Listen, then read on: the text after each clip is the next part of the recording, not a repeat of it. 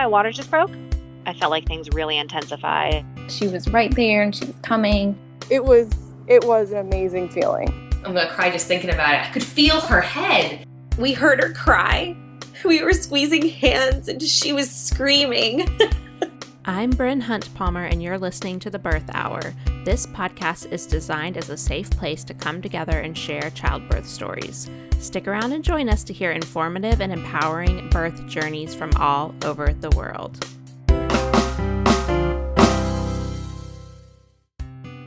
Today's episode is in partnership with Needed. There's overwhelming evidence that higher standards of nutrition support fertility, birth outcomes, and lifelong health. Unfortunately, the prenatal vitamin industry is failing us, leaving 95% of us depleted during one of the most nutritionally demanding times in our life. Most prenatal vitamins only provide bare minimum nutrition, while Needed goes beyond bare minimums with products that can meet the needs of our minds, bodies, and babies. I feel confident recommending Needed because their products are rigorously third-party tested and endorsed by over 10,000 women's health experts. Needed's prenatal multivitamin comes in two forms, capsules or a delicious vanilla powder. In addition to the prenatal multivitamin, Needed has created bundle options to meet your needs, not only during different stages of pregnancy, but also while trying to conceive and postpartum. As a mom of 3, I especially love their collagen, pre- and probiotics, and cognitive support supplements. Head over to thisisneeded.com to find your perfect bundle. I've talked to so many Birth Hour listeners who have discovered Needed through the podcast, and I love hearing the feedback that they are feeling better during pregnancy since starting with Needed. Use code BIRTHHOUR for 20% off your first order and up to 40% off monthly plans at thisisneeded.com. Since this discount applies to your first order only, I always recommend going with one of the plans for the best value. At the end of this episode, I talked to Ryan, co-founder of Needed, about Needed's recent clinical study results and what makes their products really stand out, so stay tuned for that conversation at the end of this episode. These statements have not been evaluated by the Food and Drug Administration. This product is not intended to diagnose, treat, cure, or prevent any disease. Before we get to today's birth story, I want to talk a little bit about our online childbirth course. It's called Know Your Options, and this is the course you've been looking for if you just have that gut feeling that you know you should be taking a childbirth course, but maybe the one that's being offered to you by your care provider is not exactly what you're looking for. It might be more catered towards the type of birth they want you to have versus making you informed of all your different options and how to address different things that happen in birth, because as this podcast has shown us, birth is very unpredictable. So we would love to have you check out our 12-module course. You can go to thebirthhour.com/course to see detailed outlines of what is included in the course. You will also get a bonus course called Beyond the First Latch that is an additional 6 modules all about pumping, feeding your baby, going back to paid work if that's part of your plan. And we have a special coupon code for you. It's 100OFF for $100 off enrollment. Again, that's thebirthhour.com/course. Another great way to be part of the Birth Hour community is by supporting us over on Patreon. So by pledging your support each month at the $5 a month level, you can get access to all of our archived episodes, so over 800 additional episodes not in the main podcast feed, as well as our private Facebook group that has such a great backlog of information. Just using that search bar, you can get almost any question answered, and you're going to find really supportive people there that are going to become your friends. And in addition to that, we do monthly Zoom calls. Just go over to patreon.com/Birth Hour and become a Patreon member and come see what it's all about. It's just $5 a month. You can get an even bigger discount. If you want to do an annual membership, you'll see that option there. And there's also an option to get it as a gift. So if you have a friend or a mother-in-law or somebody asking you what they can get you to help you prepare for baby, maybe you want a Birth Hour Patreon membership so that you can listen to more and more birth stories and find great community. So again, head over to patreon.com/Birth Hour to get started with that. Today's birth story guest is Rebecca, and she was on the podcast many years ago, episode 248, which I will link to. But today she's back to share baby number 4's birth story and their decision to have a 4th baby when she was a little bit older and what that was like as far as pregnancy and birth. All right, let's hear from Rebecca. Hi, Rebecca. Welcome back to the Birth Hour. Thanks for coming on the podcast. I'm excited to be here again. 4th time's the charm. I know. I'm so excited. So your first episode was back in 2018, episode 248. So it's very early days. We'll link to that. But will you just remind people a little bit about you and your family? Yeah. So I'm Rebecca Minkoff. I am a handbag and fashion designer, and I have 4 children now, ages 14, 11, 7, and 2.5. And I went back to the well when I think my husband and I thought we were done. Yeah, so we're going to hear baby number 4's story today. So yeah, tell us about just maybe deciding to have a 4th and getting pregnant, whatever you want to share there. So I turned 41, and prior, in COVID, we were kind of talking about, do we want another kid? I guess right before COVID, I should say. And then COVID hit, and when we were at home with all kids and trying to work. And at that point, my third was 2.5. I was like, we're definitely not having any more babies. Like, this is horrible, trying to manage this. And who knows how long this is going to go on for. So it wasn't until, I guess it was 2022, when it felt like there was a light at the end of the tunnel with life getting back to somewhat normal, that I was like, I feel like someone's missing. And I just had this overwhelming feeling, whether that's hormonal and the last of my eggs, trying to be make that baby, or it was mental or spiritual, I don't know. And my husband was like, I think we're good. And I was like, no, we're not.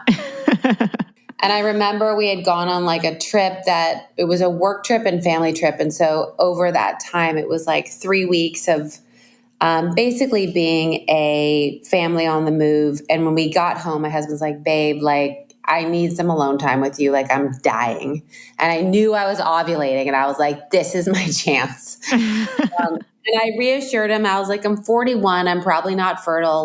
Let's just see what happens. And that was when I got pregnant. I couldn't believe it, because with all the other babies, I definitely had to work at it. And the last one, I think it took 10 months to get pregnant. So the fact that it happened right away was shocking and crazy. Yeah. And then we were off to the races. All right. So how was processing that, especially for your husband? So I was traveling when I found out. I was at my parents', and I was alone. And I think they were going to come down and join me 2 weeks later. And so I remember I did the test. I was so excited. And I was like, I have to wait to do this in person. And I was like, let me buy him a really nice watch for Father's Day. And then I'll put the pregnancy test in the watch box as a double present. And he can't say no to that. So that was kind of the way that I told him. And then we told the kids, and they were all really excited. And for this one, I was like, why don't we not find out the gender? Yeah, we have a girl, we have 2 boys. Let's just keep it a surprise. And so that's what we ended up doing. So we really didn't know until I saw some genitals come out, some balls come out. Okay, so how was your pregnancy this time? Anything really stand out compared to your other ones? What stood out? What stood out is have your babies when you're young. I definitely felt like the first kind of 5 months were the usual nausea, all that. I took that vitamin that I mentioned on the last podcast, P5P, just to ward off any potential gestational diabetes, which I did not get this time. Which I credit that vitamin to. Right. So I'll link to your first episode, but you talked about how you had gestational diabetes with your first 2 pregnancies and then found this vitamin and then took it and didn't have it with your third. And that's great that it worked again. Correct. Yep. Awesome. It's backed by a study done in the 70s, which is buried on the internet for anyone who wants to know more about it. Yeah, I think we linked to it from your first show notes page. So we'll be sure to link to it again. Okay, great. So I think I said this towards the end of the third pregnancy, I definitely had my pelvic blown, I'm not sure what the term is, but whatever tendons connect your pubic bone. The pubic symphysis or... Yes. Yeah, not fun. So that has happened. That was awesome at the tail end of my third. And I knew going into my fourth, I wanted to prevent that. So I was doing a lot of physical therapy. To be honest, it didn't help. I experienced extreme pain, discomfort kind of the last 2 months. Was it pelvic floor physical therapy or just general? Pelvic floor physical therapy and anything to try and strengthen and sort of get the muscles to sort of hold things together. Yeah.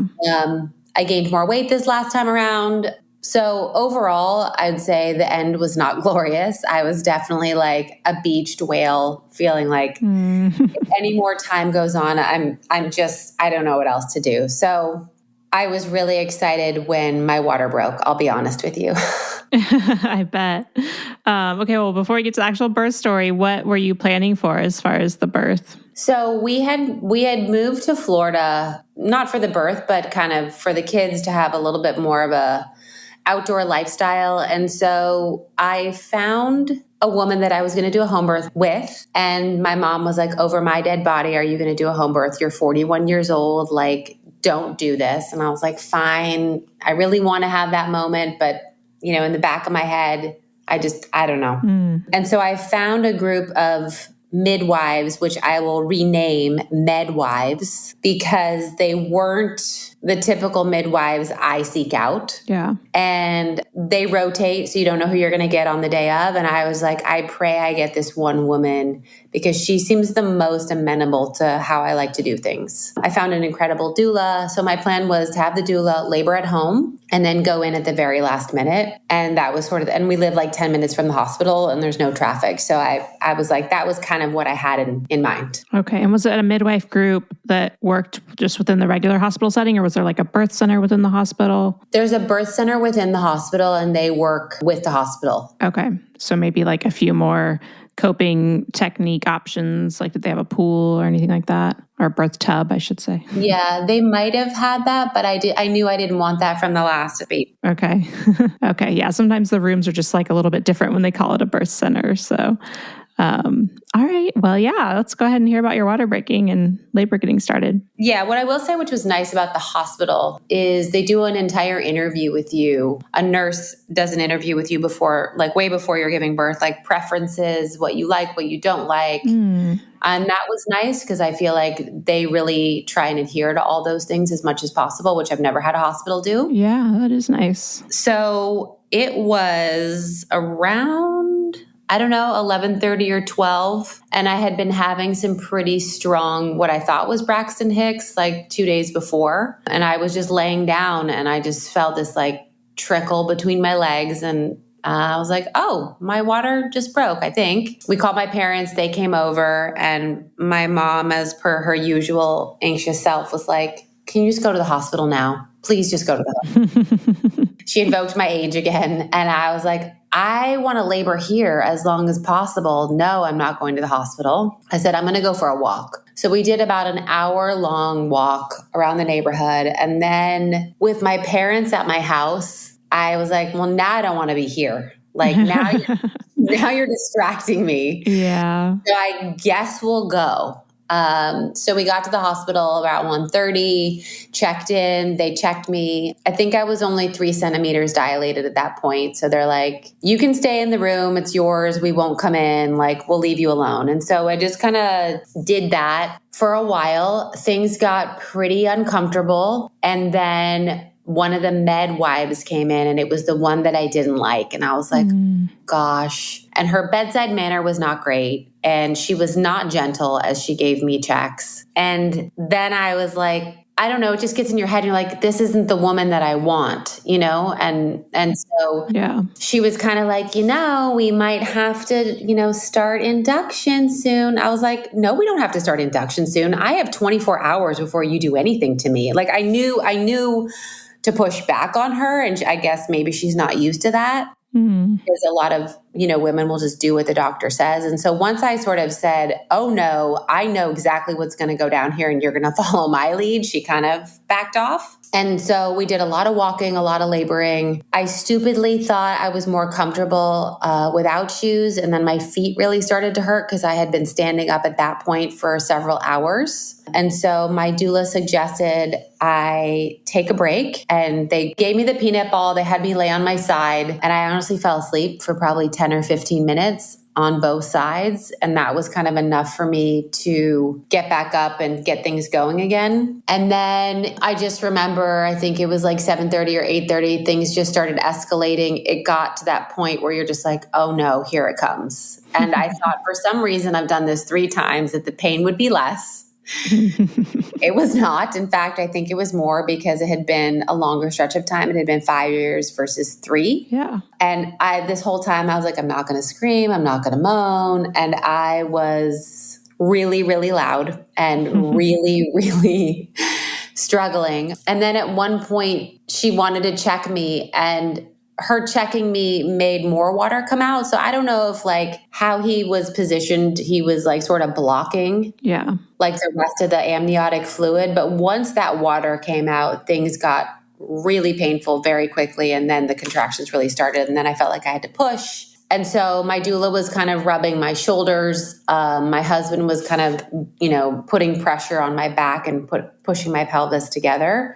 And then when I knew we were close, I got on my hands and knees on the bed. That's my favorite position is hands and knees. And I just like growled him out. And it was intense. It was like you think you're going to meet your maker again.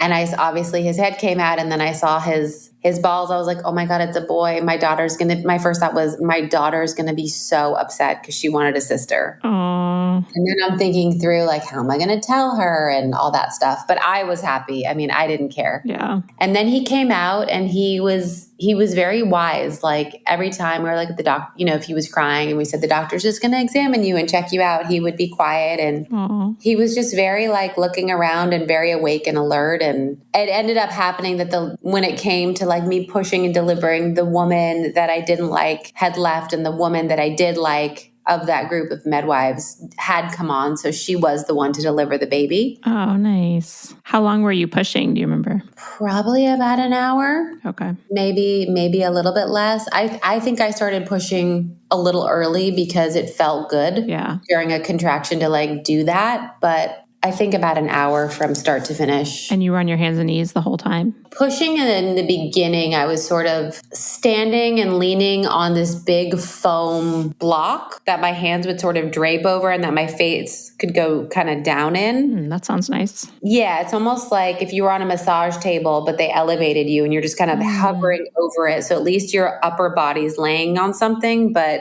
you're still standing. Yeah. I was just thinking an hour on the hands and knees sounds like a long time to me, but I guess in labor land, it's all relative. Yeah. And then I think the real hands and knees pushing when I was actually squatting on the bed was maybe 15 minutes of like hardcore pushing. Okay. All right. Yeah. I was like you with my third, with that age gap. Like I wasn't afraid at all going into birth because I'd done it before, but I specifically remember like feeling like I forgot how hard this is and I don't want to do it again. Like it was so hard, especially the pushing and transition and everything. I was loud as well. Oh, it's the worst. I mean, I obviously love the high that you get after and like the accomplishment and sense of like, I did this, but this one, I was like, why am I doing this to myself again? It's my last baby. Maybe I should just get the epidural. I don't know. I think I had also been watching some birth stories and I saw this woman who looked like she was going to do natural birth, but then she got her makeup and hair done. And I was like, oh, she's definitely not going for natural. And she had like the calmest YouTube birth. And then I said it to my husband. I was like, don't you feel like we're going into war when we're giving birth and versus her like having a soda and watching Love Island and casually like pushing out a baby? I was like, are we crazy for doing it this way? Like, or am I crazy? And he was like, whatever you want to do, babe, I support. Like, yeah. So it's wild in the moment for sure. And yeah, I mean, there are the people that have the unmedicated births that are so peaceful. So it can happen. It definitely can happen. And that's why I still love watching birth stories because I'm always in awe of the women who have that side of the experience, which looks amazing. Yeah. All right. So how was immediate recovery? And then we can talk about longer term postpartum with 4 kiddos.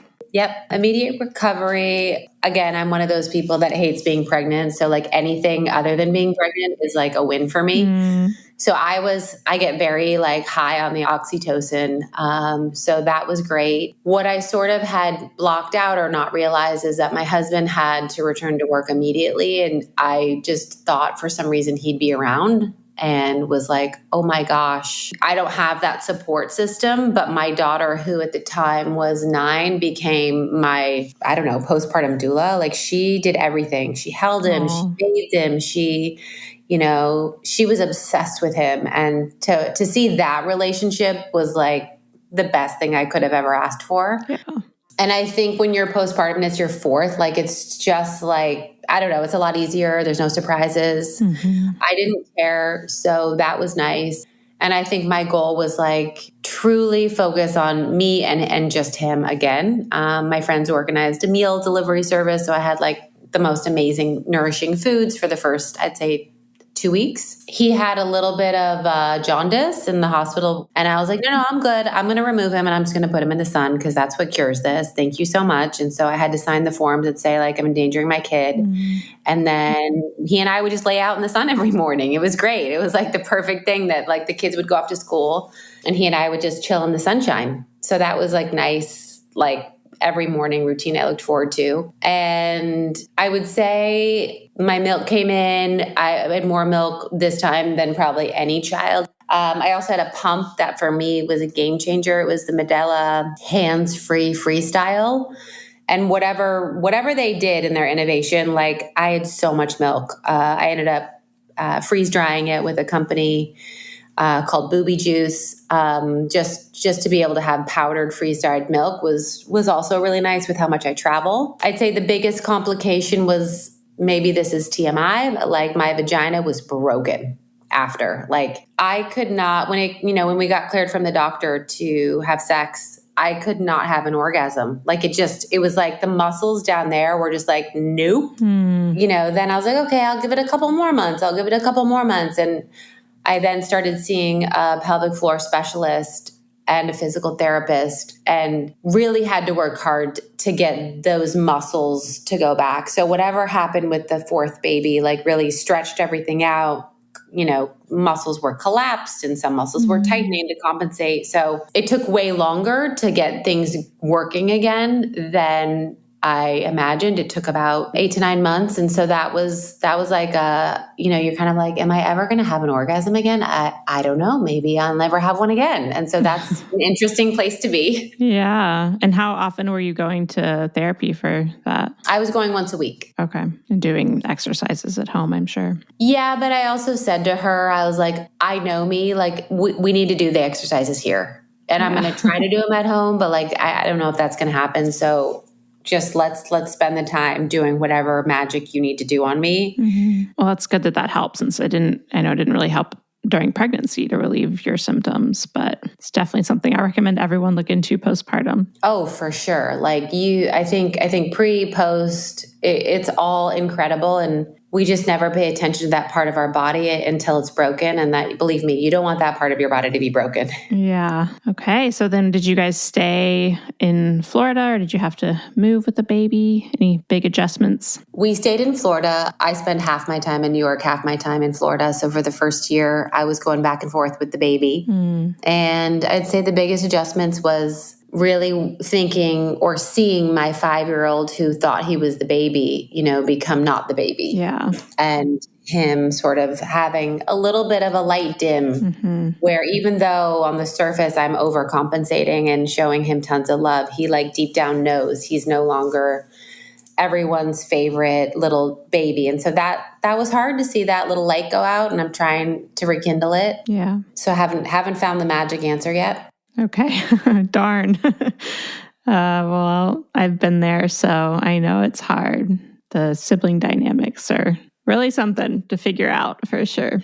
They are something, yes. And then the only other adventures, I guess, that are worth noting that other moms will identify with are, before I freeze dried the milk, I probably had 1,000 bags of milk. Oh, wow. This was like maybe 6 or 8 months later because I was pumping extra for all my travels and kind of getting ready. Like once he's a year old, I'm going to leave him. So I need this milk.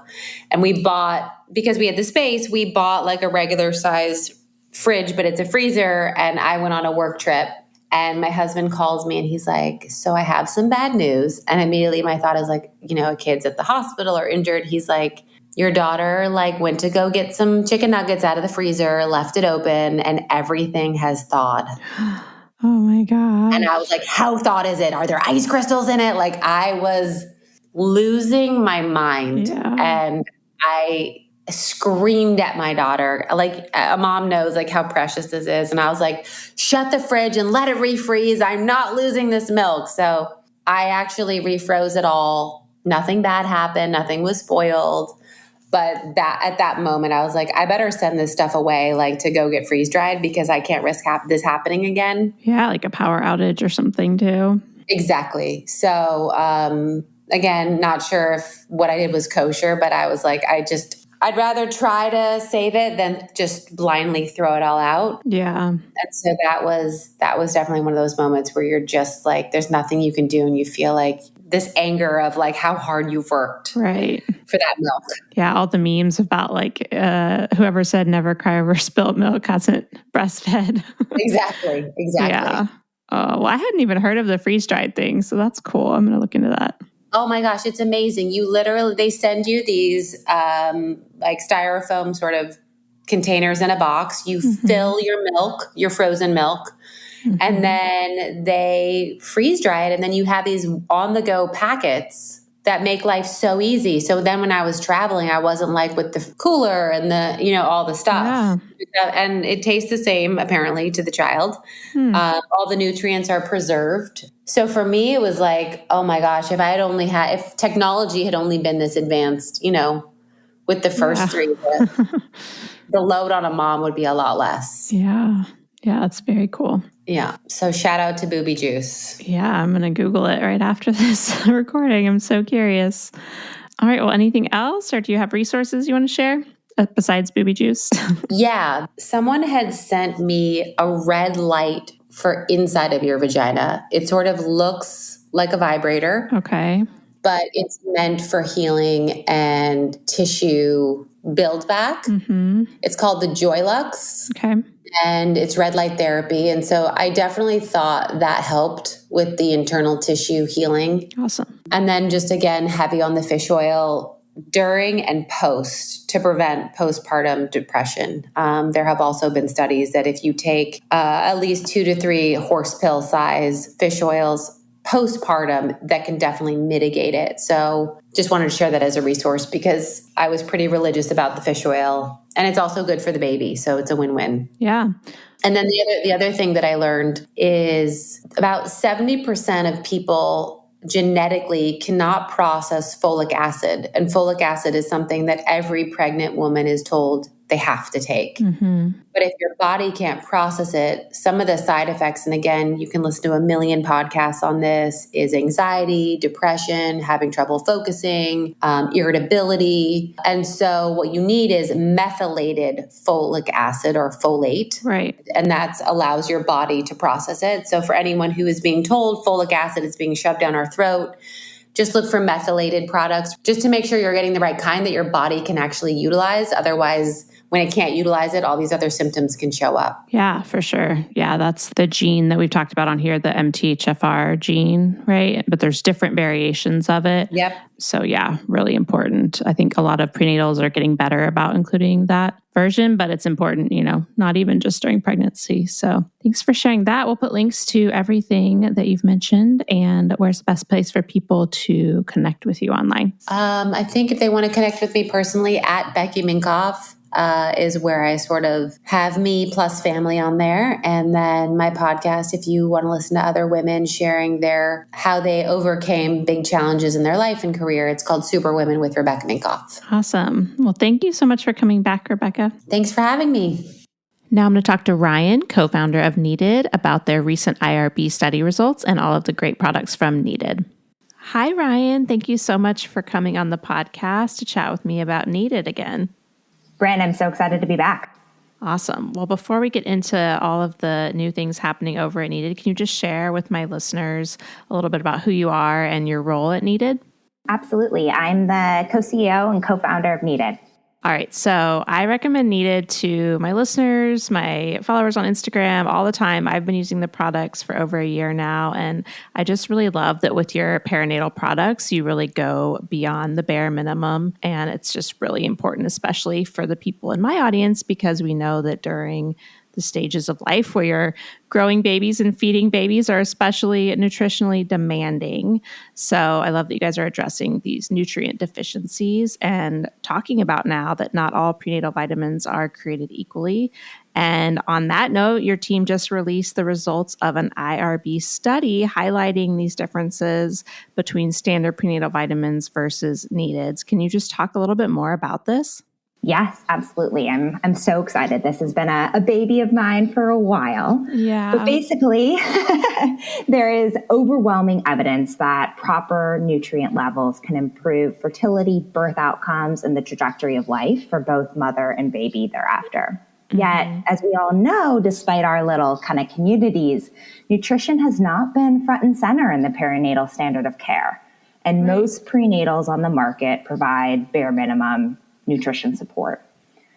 We're designing and conducting studies to add to the clinical literature to unequivocally prove that women deserve more support, resources, and radically better nutritional care. We really just fundamentally think the evidence just cannot be ignored anymore, as the lack of nutritional support is really failing women and children. So our goal for this study specifically was to take a more comprehensive look at nutritional status in pregnancy.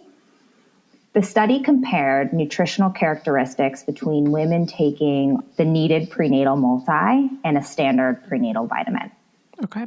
We collected survey data and analyzed nutrient biomarkers, so nutrient levels actually in the blood themselves, in a diverse group of 235 adult pregnant women across 7 U.S. states.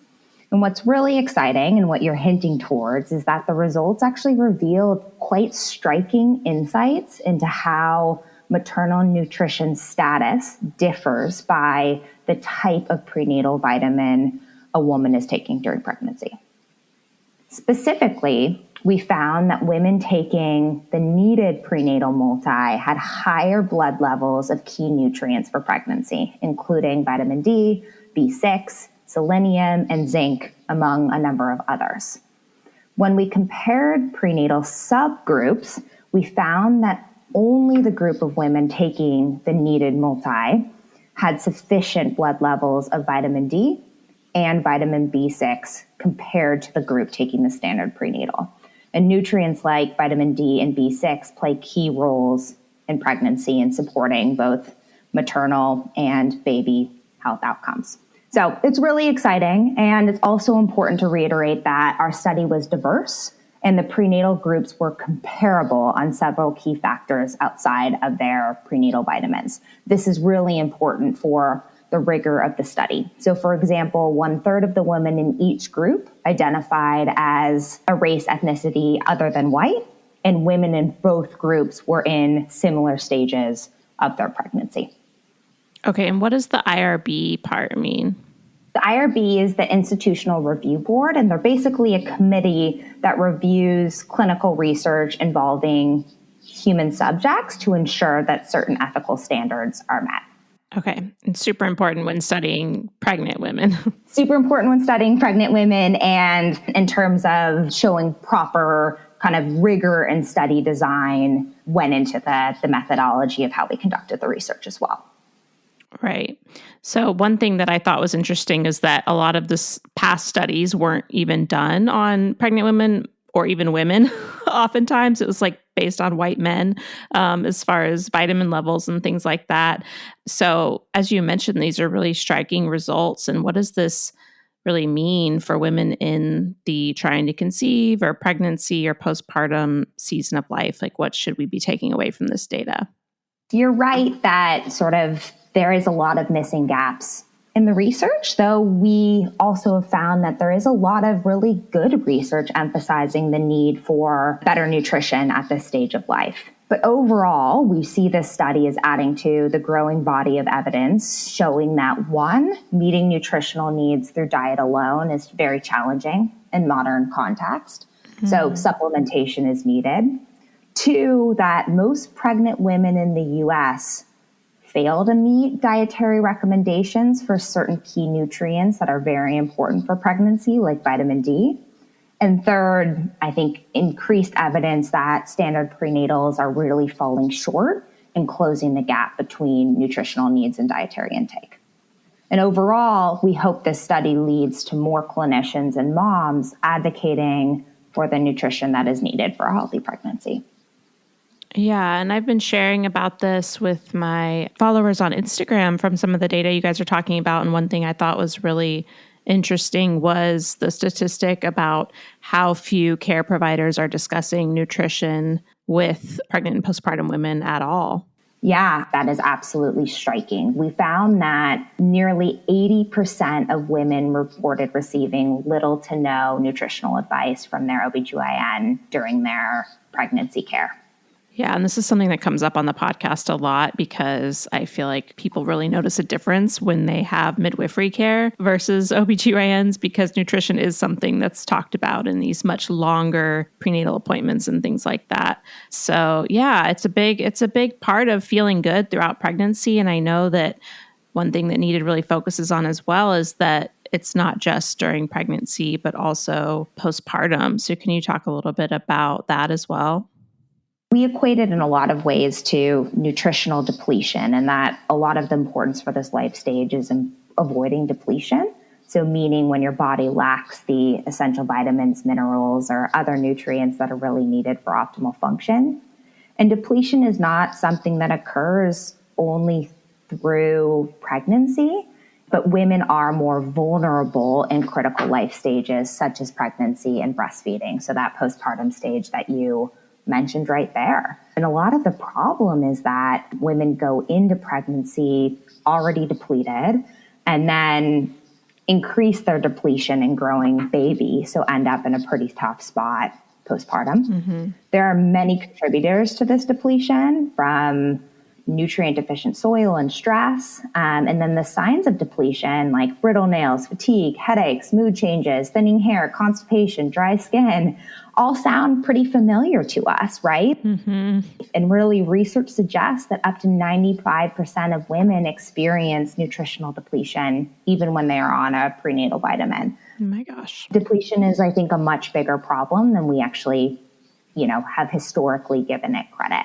And a lot of us, women just assume we have to feel these things, these signs of depletion, just as part of our, that's just the status quo. That's how it's supposed to be. And I think a lot of our sort of emphasis is showing that no, radically better is possible. There are ways to better support ourselves through nutrition to minimize those signs of depletion. Yeah, I was actually just talking to someone recording their birth story, and they were saying how, they were super focused on their nutrition during pregnancy, and then it kind of fell to the wayside postpartum. And it's like especially if you're breastfeeding, it's taking a lot of energy and nutrients, and then you're also sleep deprived because you have a new baby. So the depletion, I think, like you mentioned, is just something we really need to focus on beyond pregnancy. Yeah, and most care providers aren't really reminding folks. They think of it as like a prenatal, not a perinatal. Right. There are some postnatals that exist, but I think the use of them in that breastfeeding life stage that is actually more nutritionally intensive than pregnancy is a non-supported part of this life stage. And, where we see so many women really talking about that postpartum period being the most difficult. And I think being able to advocate and raise awareness to better support and how do we care for mom, not just care for baby during that stage is very important. Yes, I'm just nodding along to everything over here. So are there any other supplements that women should consider outside of a prenatal to help fight depletion? Absolutely. So most prenatals and aren't included are vitamin and mineral blends. And there are many other nutrients that are supportive of combating nutrition. Unfortunately, we just don't think that there's a single product that can fully get you over the hill on depletion lack. So it needed what we are really focused on rather than just a single product that we do hero our prenatal multi a lot, but really an emphasis on a system of products is most supportive. And for example, we do offer an omega-3 DHA EPA add-on. So DHA omega is often something that you probably do hear as part of taking that alongside your prenatal. And DHA and EPA are very supportive of a healthy pregnancy. Sometimes they are combined with a prenatal multi, but we often see that can lead to kind of lack of nutrient integrity or too low of doses. So we do think it is important to offer it as a separate product for that reason, but do advocate for that being added on to your system of products. And then there's a whole host of other products depending on needs. I personally really love our sleep support. As lack of sleep is a big contributor to depletion.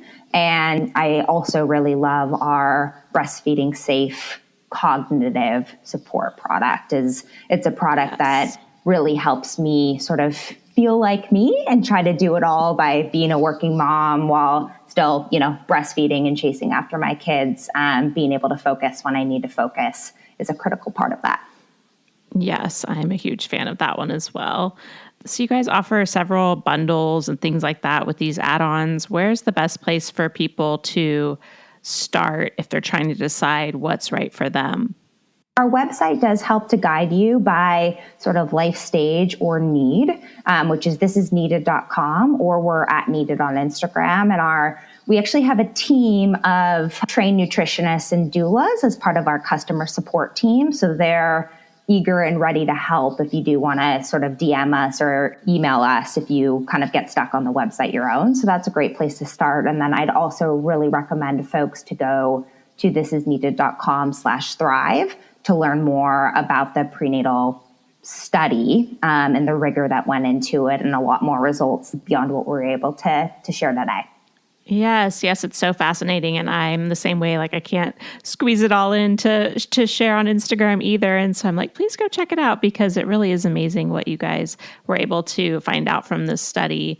And I love that people are available in the DMs to help guide because I feel like it can be really overwhelming when choosing your prenatal. And starting with the main prenatal is obviously a great choice, but I know lots of people want to take advantage of these bundles too. So that's great to know that it's available to DM or email.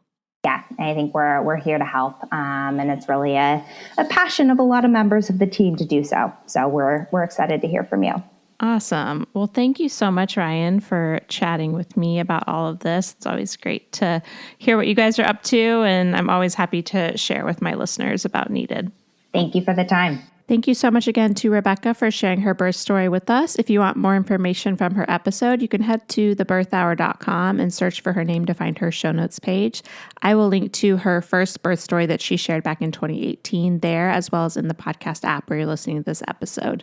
And of course, as always, you can use the coupon code BIRTHHOUR at thisisneeded.com to get up to 40% off your first order. Thanks so much for listening. If you enjoyed today's show, head to thebirthhour.com and click Become a Member to pledge your support.